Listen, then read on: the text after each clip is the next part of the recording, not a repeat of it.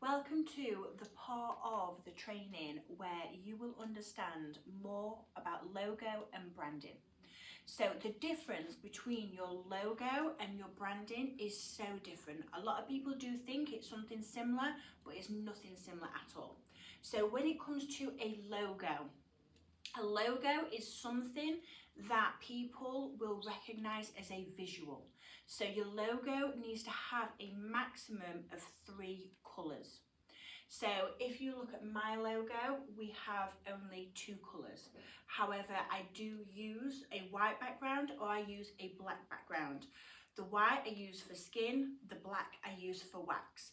So that being said, when people see and they're scrolling on your social media platforms or anything like that, when they recognise that visual, they will recognise it's you, and it's a reminder to them that, oh yeah, that's the person that I need to contact, oh that's the training I need to go on, or whatever area it is that you are wanting your logo for in whatever industry.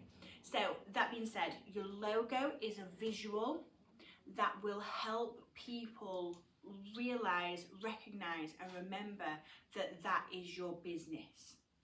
Your branding is completely different. So we have to understand branding as a personality. So every business will have or should have its own personality. And that is led by the business owner, the business manager, the business director, or whoever that person is that is leading the pathway for that business to drive forward and to be successful. So if a business doesn't have a personality, it will literally just be stagnant. You have to bring energy into your business. You have to bring personality into your business. And people, the public, your audiences want to really see who or what that personality of the business is to see whether they align. So alignment when it comes to your customers, your students, your purchasers, whoever the end consumer is that you're targeting, you want them to see and you want them to have a feeling towards your business. So how they feel will be reflective of your actual sales. So if your personality of the business is open, you are educating people about your products, about your services, if you are showing yourself actively, if you're showing your team actively, if you're having fun, or if you're, remaining, very professional and quite, strict, however you're going to go forward when it comes to your business, that will form the level of branding, how the consumer feels about you. So for our business, Intimate Services, what we want to achieve is trust. What we want to achieve is friendliness, and that we are open to accepting pretty much everyone, no matter the colour, hair type, size, genre of persona, whether they're pregnant, whether they're going through menopause, whether they are, just going on holiday. We want to be open to everyone, but we just specialise in one service, which is our intimate waxing, intimate skincare, and then we retail those products on. And then with our other business, the training side of things, that is, upgrading and uplifting the current salons that are out in the industry to a higher level.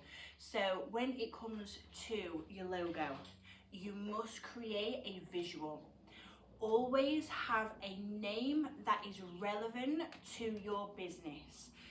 If you are a waxing business, but you call yourself Shelley's Beauty, there's nothing wrong with Shelley's Beauty, but it's not saying what your business is and what it does. You're not going to come up on Google searches, and it's going to be very, very hard when it comes to your marketing. However, if you've got Wax Specialist by Shelley, or you've just got Intimate Wax Co, or Intimate Wax Clinic, or Wax Company, whatever it is, it's very, very direct and very specific, so that person searching or looking is going to think, right, yeah, they just do waxing and that is what I want. She just specialises in intimate and that is exactly what I want. So that being said, always make sure that your business name is absolutely key, absolutely down to the ground of what it is that you're actually offering. If you are a plumber, you know, you could be called Plumco. Don't be called, you know, Ashley's Pipeworks, let's say, because, you know, someone isn't going to put that on Google necessarily. If obviously someone is going wanting a plumber, they're going to be putting a plumber. So plumber needs to be in that business name somewhere. If you have a cafe, then obviously same applies there. If you have a photography business, same applies there. You want to get that name nailed down to exactly what it is that you're offering, as easy and simple as you possibly can. Then you want to create a visual. So the visual, you want to have a maximum of 3 colours. You want to have that in every single picture, in every single, you know, image that you potentially like put forward, so that it is branded. And then with your branding, you then want to bring the personality, you want to bring the education, you want to be bringing everything that you can to really push out, so that the public, your audiences, your purchasers are seeing exactly what it is. They feel comfortable, they feel confident, and they completely trust you with everything that they've got, so that they can then pass over the financials that your business needs to be able to survive.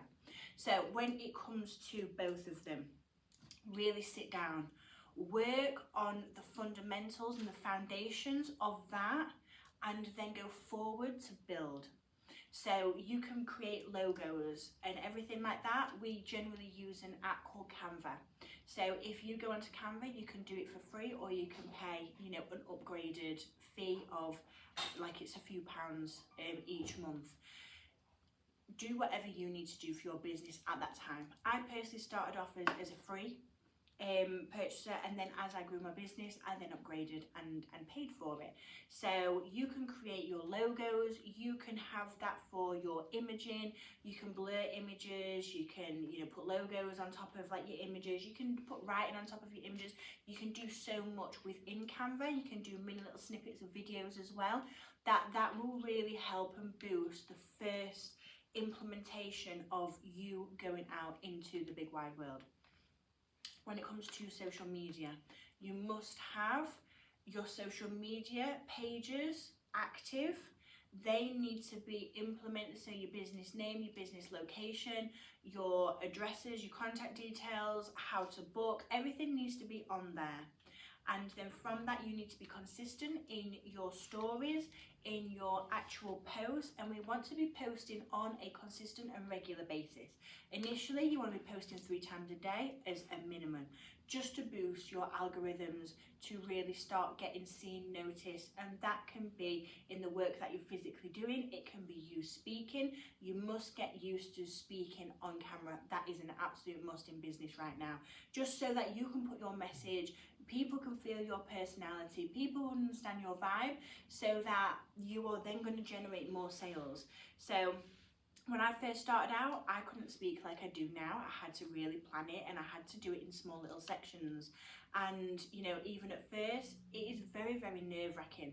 But you must get used to being uncomfortable every single day to be able to grow a business. If you don't feel uncomfortable every single day, you're not going to grow. You're not going to get anywhere. So that being said, push yourself every single day to do that little bit of one step further. Once you've got your social media out there, you want to be going onto Google Places. You want to add your business onto Google Places so that you can be seen, and people can literally just type in your name and you will then pop up with obviously your location, your area zone, or whatever it is that you are doing. If you're in multiple places, implement the multiple places throughout the Google. Grow your Google profile, so get your reviews on there, get your images on there, pictures of you and pictures of your business and pictures of your work. And then Google will then go into that sort of formation of building your profile and hopefully getting you to the front page. And so when it comes to it, you can then, you know, be on that first page, get recommended, and obviously generate sales. So when it comes to your business foundations, getting things right, but not being too much of a perfectionist, is vital. You want to get the basics down. Even if it's not what you're going to use, you know, a year down the line, you can evolve and change. So, for example, myself, when I first started out in business, I started out as vitality, health and beauty. that was very generalized. And then when I decided that I was going to specialize, I went into being the wax queen. When I was the wax queen, I grew out of that name within 6 months, and I changed the name and the branding to Elite Wax Group. Again, all these different names all have different images. And then once I grew my name, once I grew myself, once I learned about logo branding and everything else, and I built that to a certain stage, I decided to sell that business, and then I went forward with VWax, and now we've got VSkin. So I haven't been this business, my whole business live. I've transitioned with the times according to where I've personally been and where I want to grow my business to. Now, going forward, I might not be VWax and VSkin for the rest of my time, forever on, but I will be that business for quite some time, quite a few years, because I'm in a huge building phase right now. So I can speak to you and direct you and give you as much information as you possibly can when obviously you join the profile, you subscribe, and obviously click any of the links below. You can see the formation of advice, help and support, so that you can really drive your business and your motive forward through my own experience in being able to help and support you. So that being said, your homework for today is to really look at your logo. Even if you've already got one, really look at the visual of your logo. Does it stand out? If someone is scrolling, are they going to stop? Do they recognize that that logo is actually you? Do you need to change your business name?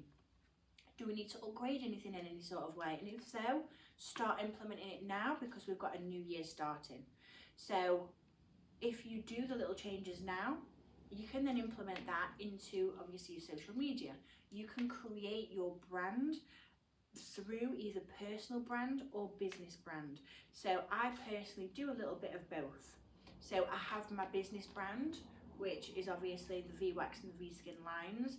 We have a lot of educational posts online, but also I have my personal brand, which is Natalie Sanderson, and people know me as obviously VWax and VSkin.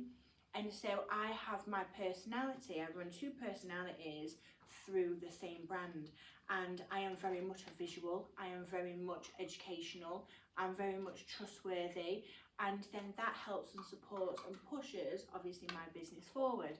So this is what you need to be doing for your business. You need to be helping and supporting your local community in educational posts, but also you need to advertise the services that you offer and really give customers an understanding of what it is that you specifically offer, what you're good at and what you specialise in. Because if you're not putting that out there, you're not going to get the traction of sales, which ultimately when we are in business, we do need to generate those sales to be able to survive. So that being said, concentrate on your logo, concentrate on your branding, and then start to naturally build block by block. You're not going to do everything overnight. You're not going to learn everything overnight, but you have to start somewhere. So start today and start building the foundations of your business so that you can be as successful as you want to be.